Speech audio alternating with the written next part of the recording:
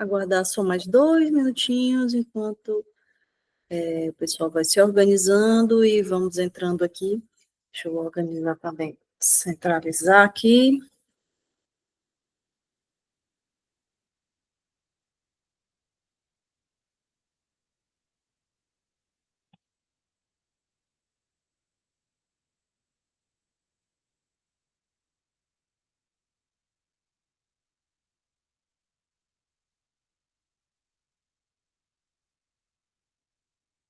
Boa noite, Helena, seja bem-vinda.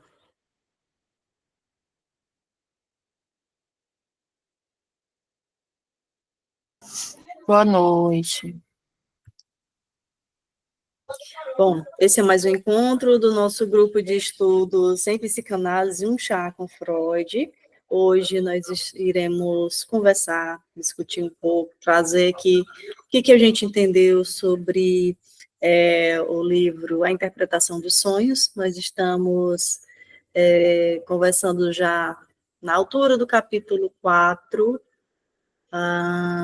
o capítulo 4 e o 5, que fala sobre a questão da formação psíquica, deformação psíquica, do inconsciente, do sonho, e o capítulo 5 vem trazendo justamente quais são os elementos dos sonhos, né, quais são aí, de alguma forma, as ferramentas, né, o material, procurando a palavra na cabeça, material e a fonte dos sonhos.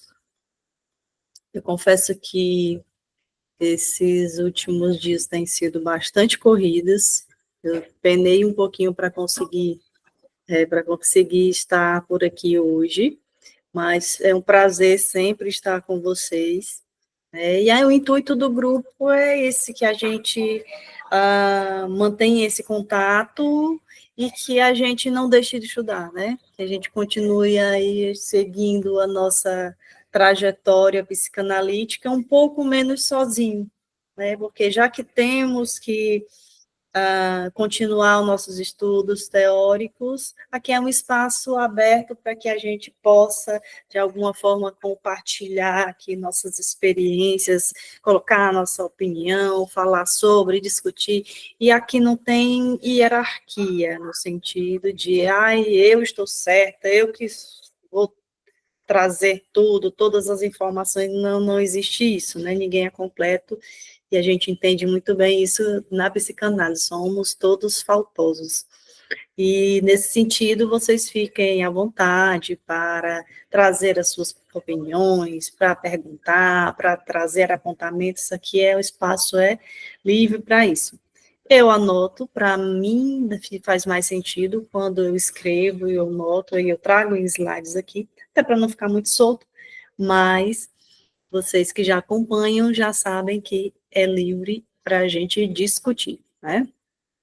No capítulo 4, a gente vai fazer um apanhado geral, rapidinho, até porque a gente está aí alguns meses nesse livro, e é um livro que a gente vem discutindo um tema, que é a interpretação dos sonhos, e muitos pontos a gente já passeou aqui por eles, sejam com dúvidas, sejam com o próprio texto trazendo explicações, né?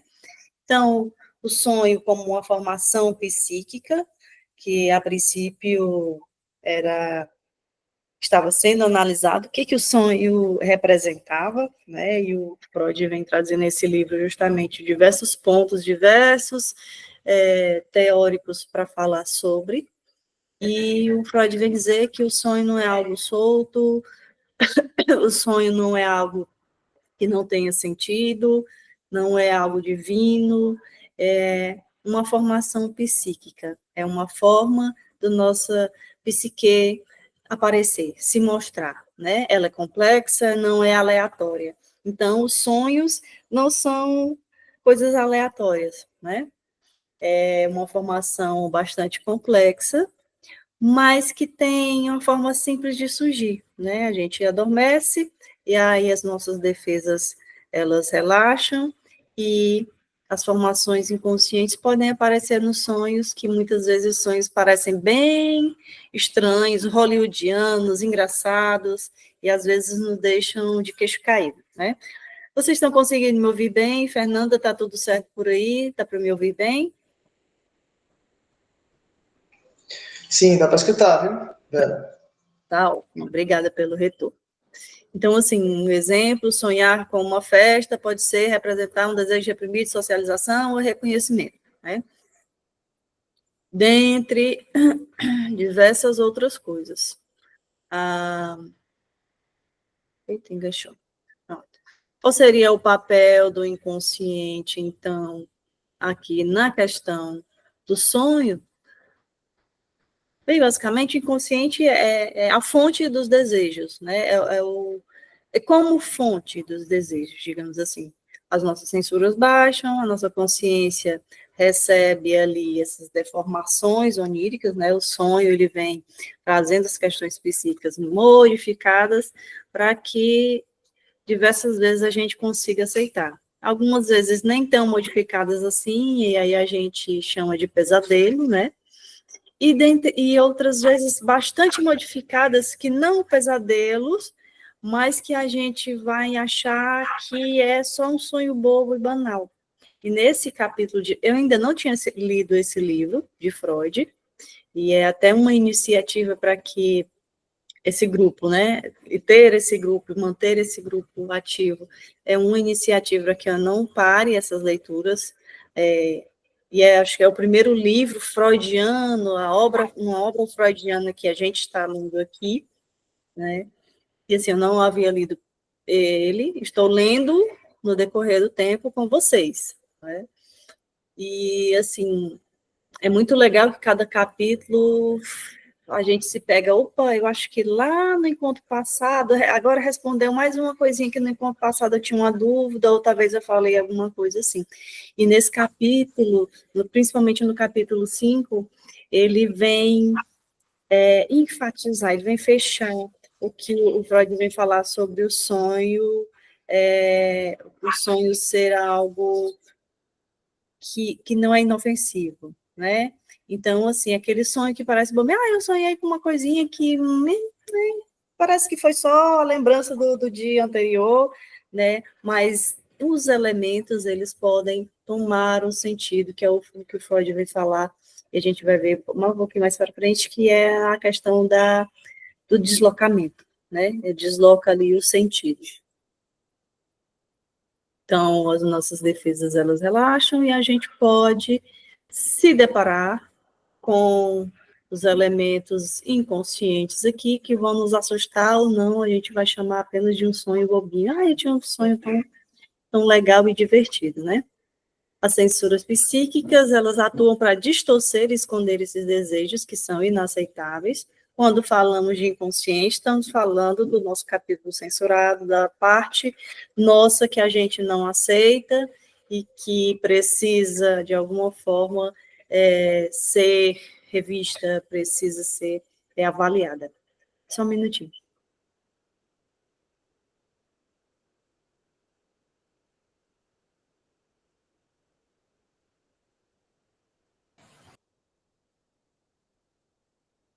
Por isso, os sonhos, eles costumam ser simbólicos ou fragmentados, que é justamente o que a gente vai ver lá quando tiver o material dos sonhos, que é no próximo capítulo. A gente utiliza de elementos, principalmente nos sonhos, a gente não sonha com palavras, né? Não é aquele texto subindo, escrito como no jornal, antigamente fazia aquelas letrinhas subindo no final, né? A gente sonha com imagens, por isso os símbolos, e eles são fragmentados. Foi justamente esse elemento do sonho, da gente sonhar com imagem, quando a gente conta até assim, diz que no sonho acontecia isso e isso, né? Porque a gente, de alguma forma, vai revendo essas imagens. E foi um elemento que o Freud pôde verificar, perceber, pesquisar e escrever sobre, a questão de como que se formam ali, como é que meio que se formam esses símbolos do inconsciente, né? O Freud também, e principalmente o Lacan, pôde perceber que esses símbolos, eles registram com memórias mnemônicas, né, de imagem mesmo, registro simbólico no sentido de ter uma forma, né, a gente não registra palavras em letras no inconsciente, a gente registra no símbolo, em imagens, em espécie de figuras, né?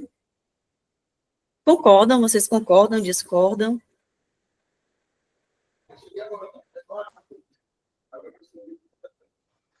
Sim, sim, eu concordo. Realmente não tem uma legenda, né? Às vezes no sonho. E também o Freud diz que parece que nós não conseguimos acessar o conteúdo latente do sonho. É tipo pensar sonhando, sabe? Porque eu acho que já é o próprio inconsciente, né? Ali a gente já está refletindo sobre o que está acontecendo, mas ao mesmo tempo não dá para pensar, o que será isso? Acho que é isso, entendeu? Então, realmente, no sonho não vejo assim, as palavras, né? Como você falou. Eu adorei o pensar sonhando, ou sonhar pensando. Adorei, porque combinou bem com a minha imagem simbólica aqui, do que eu imagino do sonho, né? E dessa relação com o inconsciente. É o pensar, sonhar pensando, pensar sonhando. Exatamente, é por aí que eu pensei também. Concordo. Ah, o Freud também vem falar, e esse capítulo vem falar sobre a regressão, né, o pensamento onírico, ele retorna a formas mais primitivas de expressão, das imagens, símbolos, e ele utiliza, nesses capítulos, ele vai, inclusive, utilizando os sonhos que ele analisou essas questões, né, ele faz o relato do sonho, e geralmente é dos pacientes dele, no livro tem alguns sonhos dele também, mas a partir da leitura, é muito interessante, quem não pôde fazer a leitura, de voltar lá, ou assim que puder ler, porque vai abrindo mais. Aqui é uma discussão que a gente acaba trazendo alguns pontos que nos chamaram a atenção, né? Mas na leitura a gente vai conseguindo fazer outros ganchos ali, nessa questão de como que ele explica, como ele interpreta, como é que ele avalia esses sonhos. É muito interessante. É muito interessante a ligação que o Freud faz. E principalmente nesse capítulo 5, que ele traz um sonho bem explícito, assim, mais de um sonho, na verdade, nessa questão da sexualidade. Enquanto eu lendo a análise do sonho que o Freud fez, e eu me peguei rindo, e como que parece que o Freud, nessa análise, estava com aquilo que a gente chama de que a pessoa não saiu da quinta série, né? A pessoa tem tal idade, mas não saiu da quinta série, porque... mas é uma coisa tão séria, depois quando a gente vai tendo os primeiros contatos, gente, parece até estranho essa associação. E aí, ao final, no desfecho da análise, e claro que não tem como ele trazer no livro todos os detalhes para fechar todo o significado, mas faz total sentido, né? E é por isso também que a questão da sexualidade em Freud foi tão batida, foi tão não aceita, né? Se é que a gente pode usar essa expressão, não foi tão bem aceita assim, inclusive pelos seus próprios seguidores, né? A questão da sexualidade, porque no primeiro impacto, no primeiro contato, a gente toma aquele impacto de será que o caminho é por aí mesmo, né? Mas que faz total sentido. O sonho não usa linguagem lógica, mas uma linguagem visual e emocional, né? Então, assim, esses símbolos, essa simbologia, o sonho em si, os elementos que são utilizados no sonho, ele vai ter sentido, e não necessariamente apenas de acontecimentos presentes no momento, contemporâneos, mas ele vem dizer justamente que o pensamento onírico retoma a formas mais primitivas de expressão. imagens e símbolos.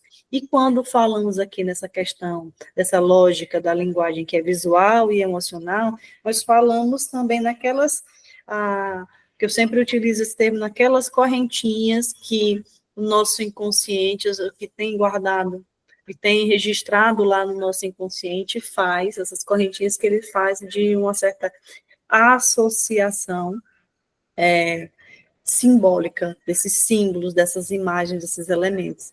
Eu lembro de um dos sonhos que o Freud menciona, da questão de um rapaz que quase casou com uma moça, e depois quase casou com outra também, e aí no final ele falava sobre com a cor do vestido, eu lembrava exatamente no sonho a questão da cor do vestido da moça, e que fazia uma associação com as flores, em que na infância deste rapaz, ele e um amiguinho e o irmão, eu não lembro, eles tomaram, né, eles arrancaram da mão de uma menina também, e que na cena acabava que tinha uma babá que entregava um pedaço, uma fatia de pão, e que eles se deliciavam, assim, com o sabor do pão que era único, né? Então, assim, essa associação, esse retorno a essas formas primitivas de expressão. Por isso que muitas vezes a gente sonha, vixe, eu sonhei com uma pessoa que eu nunca vi na vida e estava fazendo algo completamente estranho. Então, certamente vai ter alguma ligação aí com algum momento da sua vida, né? Não é uma questão de afirmar que você já viu exatamente aquela pessoa era do seu convívio, mas certamente ela se fez ali compor nessa memória. Marcelo, pode ficar à vontade. O Freud, eu me lembro que quando eu estava lendo, acho que foi uma das primeiras vezes, justamente, ele me ajudou a insistir na interpretação do sonho, né? Nessa distorção onírica aí, nesse capítulo 4, é muito bom, acho que eu me lembro quando eu li, que ele conseguiu conectar coisas assim, realmente muito simples, né? Você falou aí, a pessoa, não, esse sonho assim, né? Esse sonho tal, não é nada, então é um absurdo, né? Essa negação já é uma forma, né, de representar o seu recalque, né? A sua forma de... Estou negando a interpretar esse sonho, né? Que ele leva isso também em consideração, né? E é muito interessante, porque eu disse assim, não, esse sonho não precisa, não vou nem... Foi um absurdo, não. Aí, justamente, essa negação, depois eu fiquei pensando, né? Eu falei, interessante. E eu vejo muitas pessoas dizerem isso, né? E aí eu fico lembrando dessa parte aí que, não, mas insista, porque eu não estou satisfeito com essa interpretação. Aí ele continua a falar, ela lembra de uma coisa, lembra de outra, as coisas que aconteceram recente, coisas que aconteceram na infância, faz conexões. É incrível como ele escreve também, viu? É uma delícia, né, Marcelo? É uma delícia ler Freud. É bom demais. É uma leitura muito fluida, assim. Algumas ideias a gente tem que parar um pouquinho e pensar sobre elas e às vezes voltar, pelo menos para mim acontece assim, eu tenho que voltar, eu acho que eu me perdi aqui, mas é uma delícia ler Freud, porque ele vai mexendo botando a gente para pensar junto com ele, né? Parece que ele vai construindo ali e a gente vai seguindo ali aquela carreirinha do pensamento com ele, assim. E é esse tipo de construção que eu acho que surpreendeu nesse livro, porque a princípio parece uma coisa muito fragmentada. O início do livro parece uma coisa muito fragmentada. Eu tive uma certa dificuldade até chegar agora a esse capítulo 5, que aí vai fazendo, agora vai fazendo mais ligações aqui com o início, porque ele vem trazendo teóricos, ele vem trazendo alguns pontos assim do que se via sobre os sonhos, e ele vai construindo aos pouquinhos esses edifícios na nossa mente. Eu comecei, o que Freud quer dizer com isso daqui? O que ele está botando aqui? Aí agora, entendi, ele vai fazer dessa volta e a gente vai fazendo a volta junto. Vai dançando a dança do Freud. Essa dança do Freud foi péssima. Mas é isso, foi assim, mais ou menos como eu me senti, né? Dançando ali com ele, nessas ideias. E já chegando aqui nesse capítulo 5, em que ele vem trazer mais esses elementos, né, de quais são os materiais, qual é a fonte do sonho, que ele responde, nesse capítulo, responde a pergunta que, salvo engano, era a Adriana. A Adriana insistia bastante em repetir essa pergunta. Eu acho que alguém mais também fez essa pergunta, mas eu lembro da Adriana fazendo, era que, então, os sonhos, eles vão ser sempre trazendo algum elemento do inconsciente, vai ter sempre algum elemento ali do inconsciente, ou vai ter algum sonho que é totalmente inofensivo, né? E aí o Freud vem dizendo nesse capítulo que os sonhos inofensivos, os sonhos aparentemente inofensivos, serão os sonhos da criança. O Clevison está muito top. Tudo bem, Clevison, sem problema, viu? Um abraço, agradeço a sua presença aqui. Então, o Freud vem dizer assim, o sonho inofensivo, talvez próximo ao que seja inofensivo, seja o sonho das crianças, porque na infância, ali, principalmente no início da infância, a criança vai sonhar com o desejo já bem consciente também, né? Assim, a criança sente fome, e aí sonha se alimentando, ou sonha fazendo xixi, acaba fazendo xixi. Não que a gente também não tenha esses sonhos mais somáticos, né? A gente não tem esses sonhos mais vez por outra, vai assim, nunca acordei fazendo xixi, mas já acordei quase, né, no sonho. Então, assim, o Freud vem dizer, olha, tem sempre elementos inconscientes aí nos sonhos, então, nenhum sonho, ele é totalmente inofensivo. Ele vai ter, ainda que seja elementos de esse grifo meu, né, de menor potencial, de necessidade inconsciente de ser avaliado, né, aqueles sonhos mais tranquilinhos, assim, mas vai ter esse elemento inconsciente, ele não é inofensivo, né? E aí ele vem trazer nessa parte, nesse capítulo 5 também, o sonho de uma moça, que ela sonha que vai no mercado, na feira, e para comprar um determinado legume, e o feirante ou a feirante oferece um legume que é tido em cachos, né? E aí, nesse sonho, nesse entremeio do sonho, tem a frase de que é como se a feira estivesse fechada ou estivesse impedida ali, de alguma forma, de ser comprado esse legume. E aí a interpretação do Freud, bem, basicamente a interpretação do Freud é fantástica, e é levado totalmente a essa questão da sexualidade.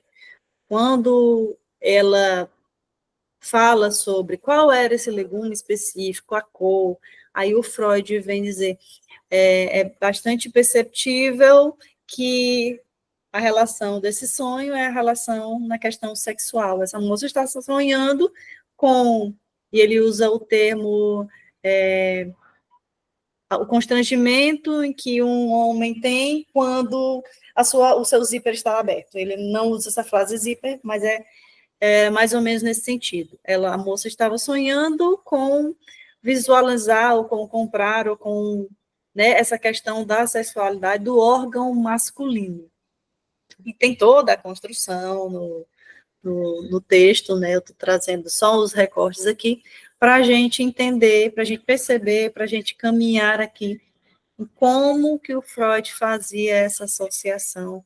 E ele dizendo, não é uma questão, justamente nesse caso, não é uma questão de essa associação ser feita apenas como algo meio que banalizado, assim, porque toda até o comportamento da paciente, enquanto ela fala, o discurso sobre o sonho e como ela se movimenta também, vai demonstrando esses elementos, né?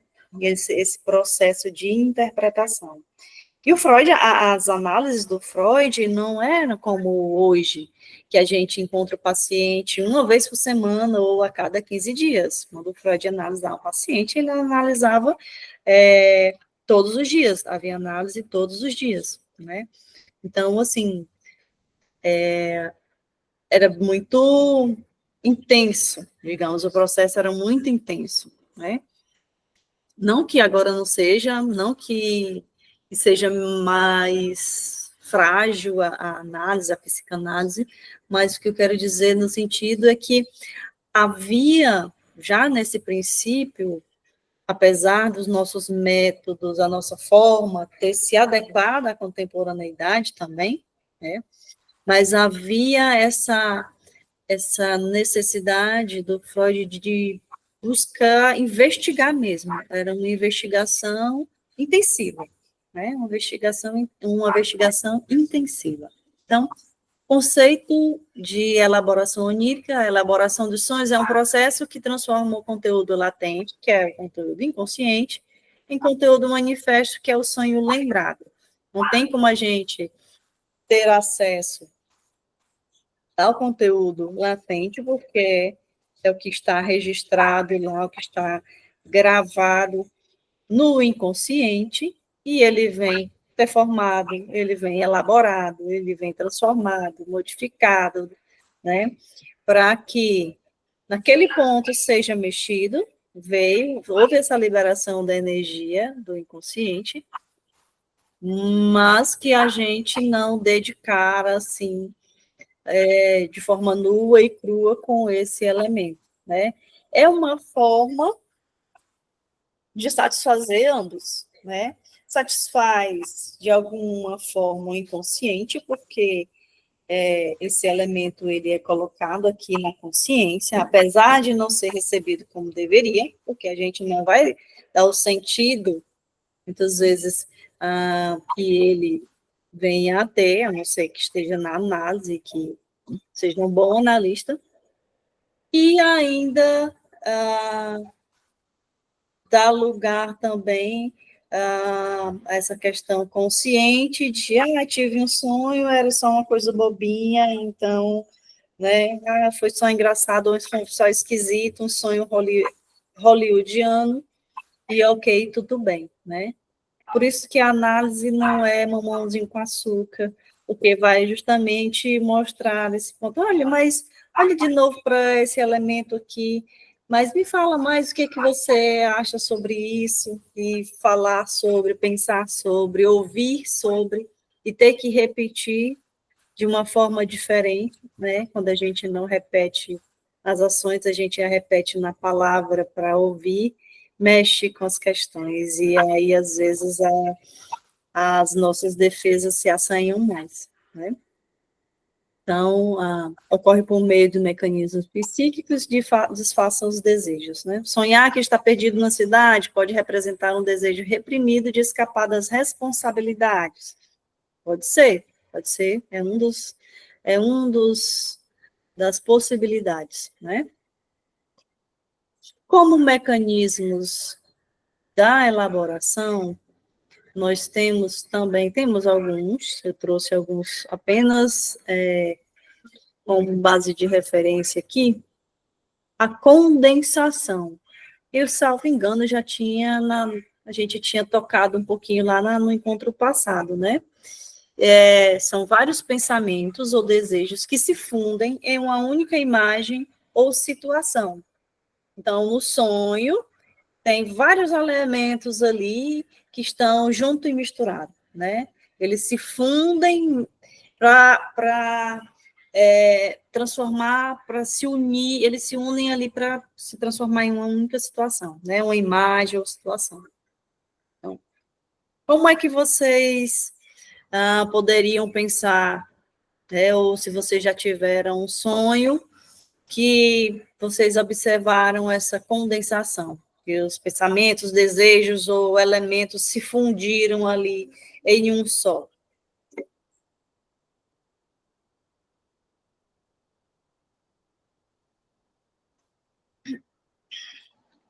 Eu não estou com o meu caderno de sonhos aqui, mas Que chique. eu vi o do Freud mesmo, que ele cita no capítulo 4, da, que o senhor R é meu tio e sinto ternura por ele. Isso é o que ele escreve. É engraçado aqui, abre um parêntese aqui, como o que a gente escreve dá umas 4, 5 linhas, mais ou menos, mas o que a gente analisa dá páginas, entendeu? O Freud mesmo faz isso, né? Por analisar vários sonhos, tem muitos exemplos dele. Mas, enfim, aí esse sonho, ele comenta que R é um amigo dele e ele não sente, assim, não tem tanta atenção. E o tio dele, que é quem ele se representa, ele sente, na verdade, ele acha que ele é um imbecil.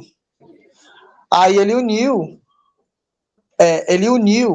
o amigo dele com o tio dele. Ele meio que condensou essa relação, entendeu? O sonho, em vez de mostrar logo e dizer que o amigo dele é imbecil, não, ele preferiu colocar o tio dele para representar uma pessoa. Então, eu acho que isso, além de ser uma distorção onírica, pode ser considerada também uma condensação, né? Ele condensou ali informações, conceitos, sentimentos, né?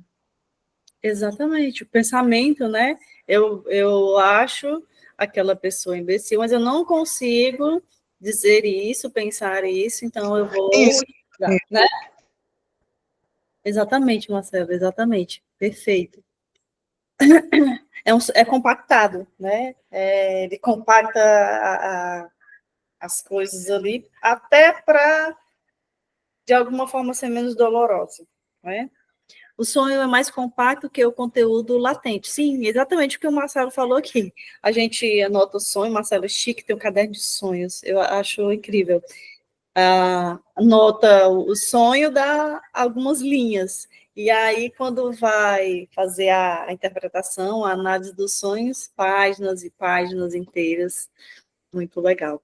Exemplo, sonhar com uma figura que mistura traços da mãe e do chefe, ambos associados à autoridade. Aqui o elemento que foi compactado é a autoridade. Aí eu pego a mãe, pego o chefe, né? E faço essa condensação. Perfeito. Deixa eu passar aqui. Mecanismos como o deslocamento, que é outro mecanismo da elaboração, ou seja, para que o sonho seja trazido aqui para que a gente possa sonhar, para que esses elementos possam ser trazidos para o inconsciente, é preciso que a psique elabore, né? Elabora com a condensação e com o deslocamento. Nesse caso, é a importância emocional que se desloca de lugar, né?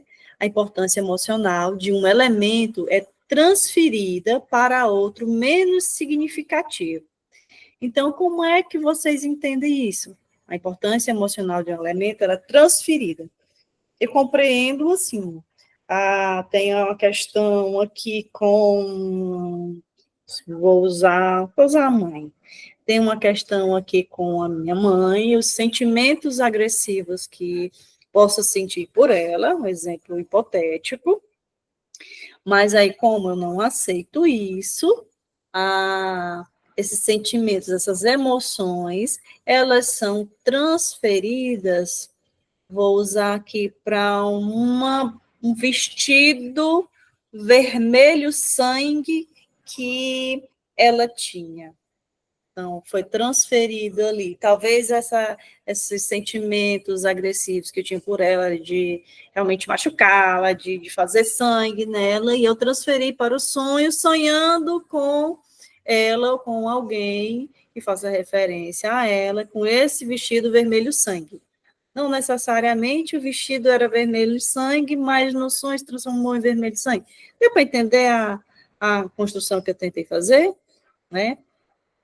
Pronto, essa transferência de importância. Eu não posso colocar nela, talvez, ali, essa emoção, e aí eu transformo em alguma coisa que tenha um significado. Só que no sonho eu não vou interpretar, apenas no sonho eu não vou interpretar que é esse sentimento agressivo, né? Essa agressividade, essa vontade de que ela esteja sangrando, né? Apenas na análise a gente pode vir a compreender.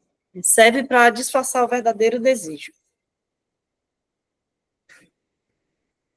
E aí sempre me remete a um sonho que me foi passado, que era justamente com a mãe caía no rio, e aí a pessoa tentava salvar a mãe, e ela se agarrava às raízes das árvores que tinha na beira do rio, e ia salvar a mãe batendo os pés. Como é que salva a mãe? Batendo os pés, né? Já está tentando afogar mais. Então, assim, olha o deslocamento, aí olha uma transformação, né? Nesse caso, o deslocamento já acho que caberia mais uma outra deformação onírica aqui. Eu tenho que disfarçar o verdadeiro desejo, né? Aí a pessoa está tentando salvar, mas acaba, de alguma forma, tendo uma atitude extremamente diferente, né? O outro mecanismo é a representação simbólica, que seria, no caso, ideias abstratas ou desejos que são convertidos em imagens concretas. Como é que seria isso? Sonhar com uma escada pode simbolizar o desejo sexual. E aí retornamos àquele sonho que foi relatado no livro de Freud, da questão daquela moça e do legume, né? Algo que represente simbolicamente uma imagem concreta. Vamos dizer, eu não lembro qual era o legume que ela havia sonhado na análise do sonho freudiano, mas vamos supor que seja como uma berinjela, então, a representação simbólica, né, de uma imagem concreta. Os sonhos trazendo esse elemento aí inconsciente, juntando aquelas correntinhas, né? Eu não posso demonstrar, nesse caso do sonho, não posso demonstrar o desejo sexual. Então, vou sonhar com elementos que se aproximem daquilo, mas parece totalmente inocente. Não, comprando legumes na feira. Tão meiga. Então, o papel da censura, qual seria? Na verdade, a gente censura o tempo todo, né? A gente censura a nossa parte que achamos que não pertence a nós. A censura psíquica impede que esses desejos reprimidos eles apareçam, né? Diretamente, eles vêm disfarçados. Por isso o sonho é disfarçado, é fragmentado, é cheio de elementos que nós aparentemente não compreendemos, né? Como um exemplo também, o desejo de vingança pode surgir como um sonho em que se quebra um objeto, não se confronta alguém, né? Então, eu sonhei que quebrei um copo. Não que necessariamente para todo mundo vai ser igual, né? Esses exemplos aqui são bem genéricos, só para a gente ir tendo uma ideia do que a gente quer dizer nesse sentido, né? Porque para cada pessoa, os elementos simbólicos são diferentes, né? Quando eu falo em manga para aqui, cada pessoa pode pensar uma coisa diferente, pode pensar no manga da blusa, manga fruta, né?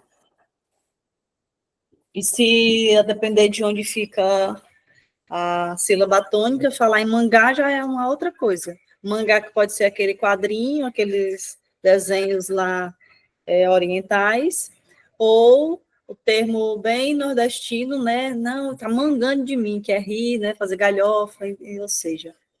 Então, os elementos, por isso que o Lacan tocou nesse ponto e ele sempre defendeu essa questão do simbólico. O Freud, sim, ele traz esse princípio, mas o Lacan, que vem muito fortemente com essa questão desse registro simbólico, o que se registra, os signos, né?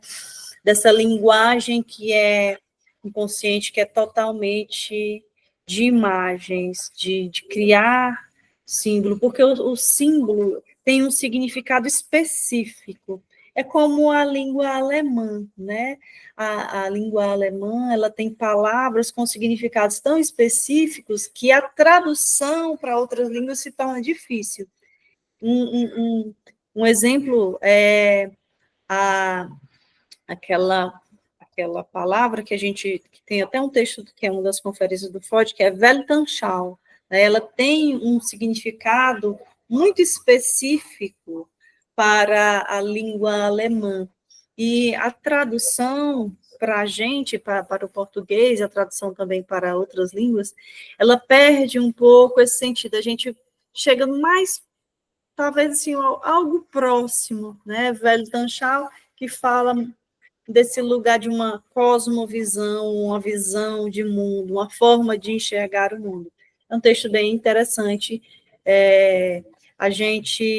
Acho que a gente já fez até encontro dele. Tem quem não participou, quem não. Pode falar, Marcelo. Não, teve sim esse encontro, foi massa. Pronto, exatamente.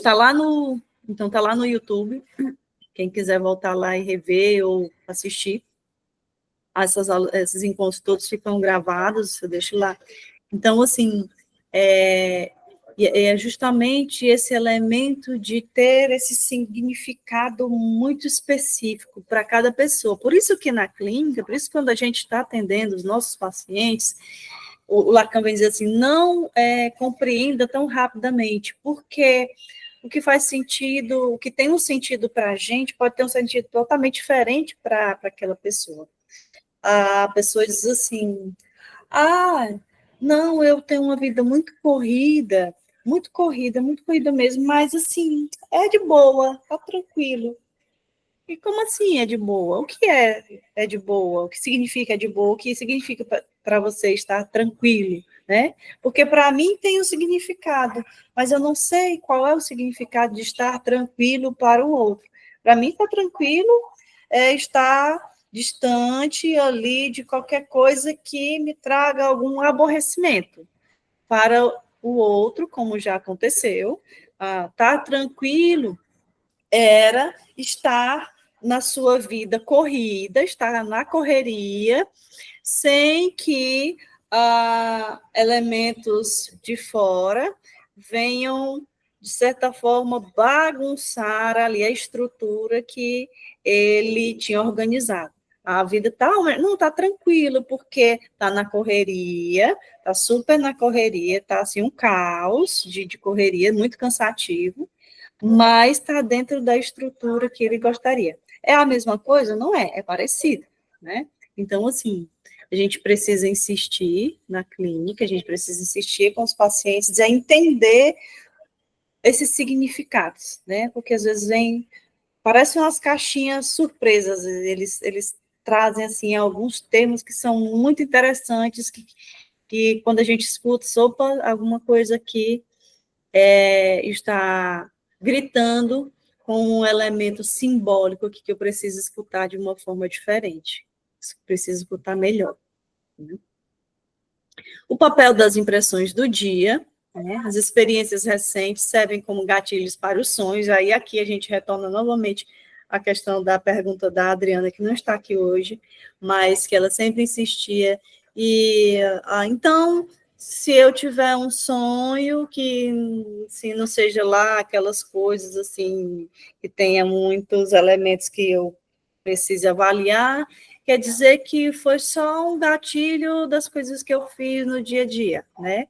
E aí o Freud vem dizer que sim, né, essas experiências recentes servem como gatilhos para os sonhos, mas que ela tem bracinhos ali com elementos mais profundos, né? Conteúdo latente é mais profundo.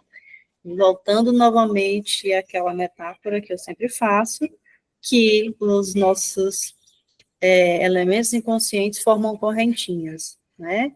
Então, um elemento, a árvore pode estar ligado a vestido, que pode estar ligado a varal, que pode estar ligado infinitamente em diversas coisas, formam cadeias, né? E isso vai depender de como é que foi as experiências emocionais, psíquicas, e como é que isso foi registrado na fantasia do paciente. Um exemplo, ver um cachorro durante o dia, sonhar com cão feroz, um desejo reprimido de proteção ou agressividade. Exemplo bem chulo, bem xoxo mesmo, mas só para a gente entender aqui, mais uma vez, como é que essas ideias vêm surgir aqui.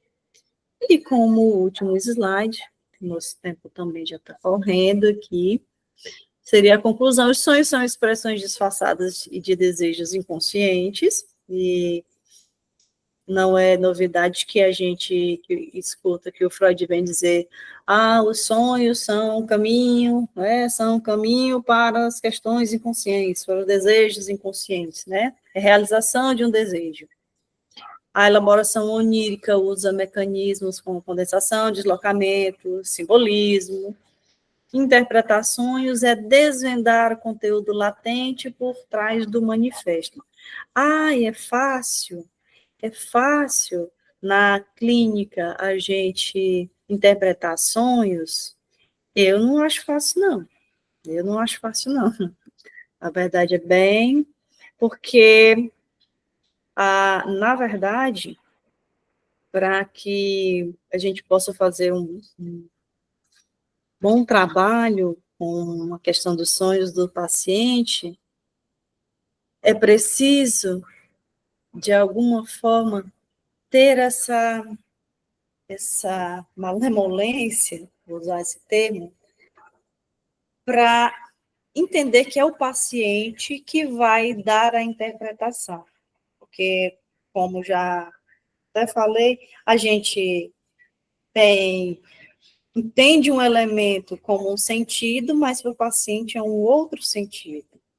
E levar o paciente a destrinchar essas cadeias, essas correntinhas aí desses elementos do inconsciente no sonho, que é o manejo, né? O manejo é fazer com que o paciente vá demonstrando ou encontrando quais são essas cadeias aí que fazem ligação com esse sonho. Por que você acha que você sonhou com a sua mãe que caiu dentro do rio? E por que a questão das raízes, né? Se você pensar sobre isso, o que você acha? E aí o paciente vai muitas vezes dizer, não sei, eu não faço a menor ideia. E aí a gente fica prestando atenção o que ele vai dizer posteriormente, porque a associação, ela não é consciente. Eu não sei. Aí eu me lembrei de que um dia, aí entra numa coisa que parece totalmente distorcida, e aí a gente vai tentando compreender e fazer esse paciente dar continuidade ao que essa corrente de pensamento aí, o que o inconsciente vem trazendo. Vocês concordam ou discordam? Sim, sim, e ainda tem a resistência dele de falar sobre isso, né? A resistência de interpretar também, né? Muitos dos sonhos, a negação está no próprio sonho, às vezes tem várias citações em que a pessoa sonha negando outra, mas na verdade ela queria negar o Freud, ela não queria concordar com ele. Depois que ele mostrou essa forma de interpretação, esse método, né? Eu levei muito a sério para ver. Só que assim, eu acho que ainda preciso de muita leitura para perceber outros detalhes, né? Eu sei que em 1900 era o começo dele, né? Acho que os primeiros textos, antes da conferência, acho que a conferência teve primeiro, né? Acho que sim, foi em 895, enfim. E aí eu gostaria de me apropriar um pouco mais, né? Nos textos, e você falando aí, Vera, vários exemplos também, assim, que chulos, mas se analisado, só uma frase, mas analisando a gente falamos por muito tempo. E eu gosto disso, que me ajuda a entender e em que parte o inconsciente, né, ou então os elementos ali que trabalhados, né, assim, eu acho que bem, eu estava falando sobre uma coisa, acho que me perdi um pouco aqui, mas acho que eu queria falar sobre o método, né, dele que eu acho muito instigante, sabe? Você pegar uma frase, cada frase você vê qual a sua relação, em que momento pode ser uma reflexão para você mesmo, olha, você está, sei lá, errando nisso, sei lá, você poderia mudar isso, alguma coisa assim. Eu vejo isso, né? Não são, é claro que os sonhos não são mensagens para o futuro, assim, no sentido de, olha, vai acontecer isso, mas eles nos mostram, eles nos traz também momentos que a gente acaba refletindo, né? Por exemplo, o sonho de embaraço de nudez, né? Que é lá no começo do texto. Pô, eu já sonhei, sim, que eu tava nu e eu não sentia vergonha. Eu saía correndo assim, ei, vai ali fazer não sei o quê. Beleza. Aí eu saía, aí eu, caraca, eu tô só de cueca, pô, caramba, o que é? Aí eu voltava para casa, vestia uma roupa e saía de novo. E assim, né, depois da leitura, eu fiquei, então quer dizer que o momento em que eu fico na minha vida, né, nu, e eu não sinto vergonha, é na infância. Então, muitas das coisas que acontecem nos sonhos, eu tento pegar partes ali e ver se realmente foi recente ou não, se foi algo... Sim, acho fascinante esse texto do Freud, né? E na clínica eu não tenho essa experiência, né? Não tive essa experiência, no sentido de que trabalhar com isso, né? Acredito sim que realmente é muito complicado interpretar um sonho, Vera. Você que já teve essa experiência de escutar, né? Porque justamente o Freud era todo dia ali, né? Mas atualmente haja dinheiro. Se você quiser realmente ter uma análise ali, né, diria boa, crítica. E aí, também outra coisa interessante que você comentou, que eu gostaria de falar, sobre essa negação da sociedade ainda na questão da sexualidade, né? Que Freud, em 1900, escreveu isso, foi totalmente rechaçado, e atualmente ainda existe essa negação, né? E peraí, memória de curto prazo, peraí. Ainda existe essa negação, né? Então é muito difícil você falar sobre isso no sonho com as pessoas, assim. Acho que eu me perdi um pouco, mas era só isso que eu queria comentar também. Se tiver alguma outra coisa, levanto a mão aí. Excelente, Marcelo, excelente. E assim, é interessante que tudo que você trouxe aqui, que me abriu também outras telas aqui, a questão da análise e de como, das resistências, né? E o Freud vem dizer assim, geralmente quando na frase do paciente e quando na expressão dele demonstra uma certa surpresa ou uma necessidade intensa de negar, e a frase vem, não, eu não, né, não é que eu não ame a minha mãe, então o não aí ele pode ser retirado, porque essa necessidade tão grande, principalmente quando vem dentro do contexto do discurso que não necessariamente precisava ser reforçado ali, é que existe realmente esse desejo, né? Não é que eu não ame a minha mãe, eu amo, mas é porque, e aí esse não amo a minha mãe realmente é porque eu não amo a minha mãe, né? Não é que eu não amo, eu amo a minha mãe. A negação, ela é uma forma, muitas vezes, não todas as vezes, né? Mas essa tentativa de provar que não é o que está pensando, ou que não é o que está parecendo, essa defesa intensa, ela vem justamente nesse lugar de sopa, é aí, é por aí o caminho, né? E aí o sonho, ele vem bem também nessa linha dessa negação, né? Quando ele vem assim deformado, quando ele vem disfarçado, condensado, deslocado, é uma negação, uma certa negação ali. Opa, está negando o quê? Né? O que esse sonho quer dizer com essa tentativa de retirar aqui do lugar uma coisa que é realmente que é o central? É muito interessante. E Freud é Freud, né? Foi quem escreveu, e claro, não que ele não tenha errado, mas quem sou eu aqui para dizer onde foi que ele errou, né? Quais são os elementos, assim, mas a nossa clínica, ela vai se adaptando, né, como o Marcelo falou. Pode falar, Marcelo. E aí, posteriormente das leituras com Lacan, né, de Lacan, alguns vídeos, algumas rápidas leituras também, eu vim entender que a pegada ali, chave também, inclusive, eu não sei se tem um texto onde o Lacan fala sobre os sonhos, inclusive eu vou até pesquisar depois, se é em alguns dos seminários ou no escritos. E aí, o Freud... peraí. Sim, o Lacan, ele conseguiu sacar essa ideia da fala, da palavra, se liga? Da escrita, né?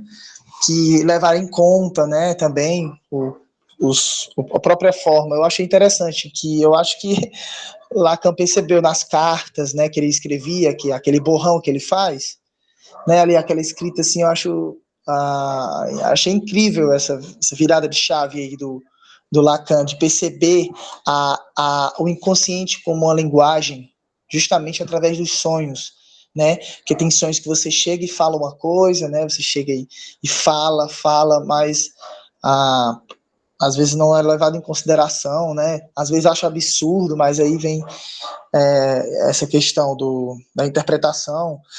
Lendo ultimamente, eu estou lendo o Xiste, né, do Freud, e aí eu fiquei ainda mais fascinado. Cada livro uma pancada. Realmente a psicanálise incomoda, viu? Incomoda muito. E é incrível como vai na raiz de muitas coisas, né?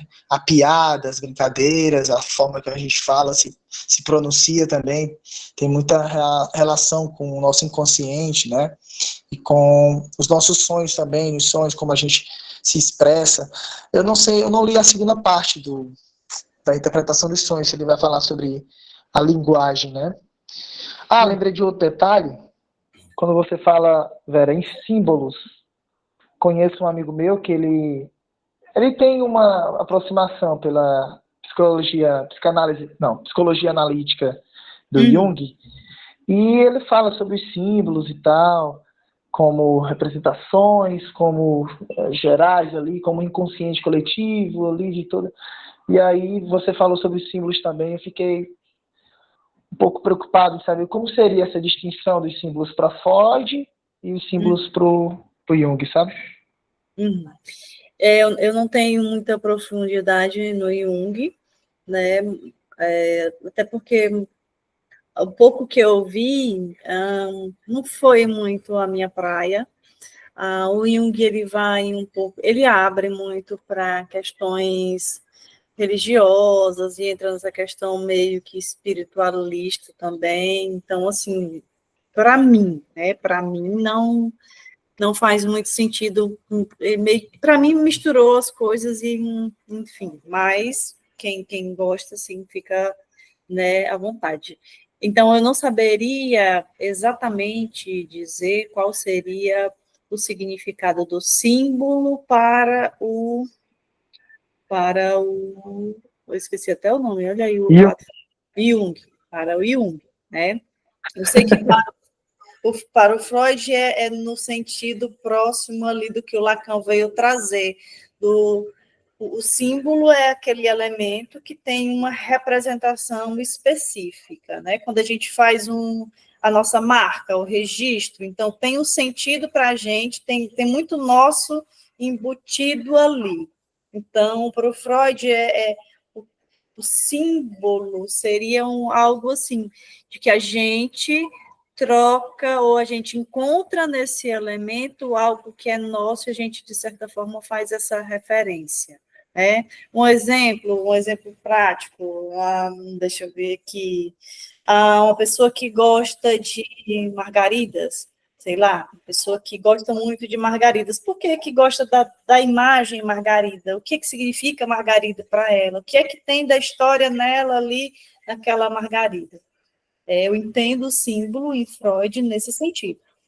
Para o Jung, eu não sei por onde é que caminha, porque Jung abre assim um leque. Eu tenho a impressão, e é uma impressão que eu tenho, que ele utiliza alguns símbolos como se fosse algo que tivesse um sentido coletivo. É a impressão que eu tenho, mas eu não posso afirmar, porque não tenho essa profundidade.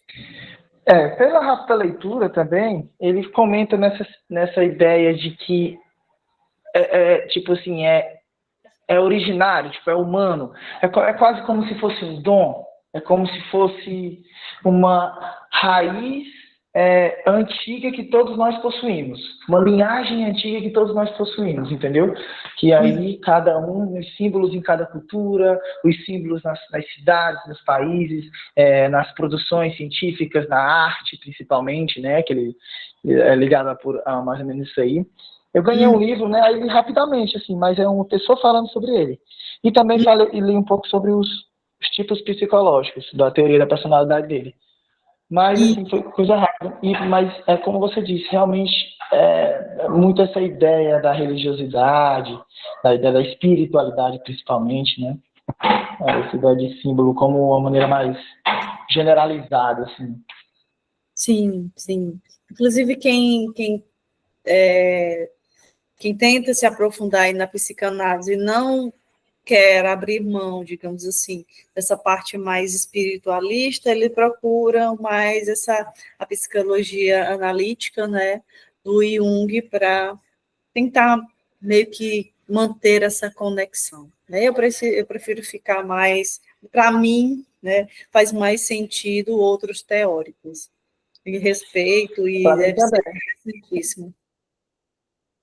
Para você também, né, Marcela? Pessoal, muito obrigada por estarem aqui hoje. Espero ter tornado esse momento um pouco menos solitário para vocês. O Marcelo, a Fernanda e a Helena, não sei se já estão atendendo, mas com certeza estão na caminhada e nessa trajetória da psicanálise. E mesmo que vocês cheguem à saída da formação, vocês podem ficar à vontade aqui no grupo, será um prazer conversar com vocês, é sempre um prazer estar aqui. Ainda não, né, Helena? A Fernanda, acho que também está próximo aí dos estágios, e o Marcelo ainda não. Marcelo, eu acompanho aqui também, mas faz um trabalho bem interessante com as crianças, que eu vi algumas fotos, e aí, bem legal, bem legal. Sim. Pois eu pretendo continuar. Mas, eu não sei se eu pretendo, mas é isso. Acho que não sei se é o meu tempo, mas eu com certeza, que bom ouvir isso, Vera, que aí eu posso continuar vindo aqui para conversar um pouco sobre o livro e outros livros. Será um prazer. Aqui é um ambiente aberto para a gente conversar mesmo e ficar à vontade, né? Não necessariamente apenas... Eu também quero continuar. Que ótimo, Helena, Fernando, Marcelo, muito obrigado, tenham uma boa noite, fiquem bem. Igualmente, se cuida, boa noite. Boa noite a todos, obrigada.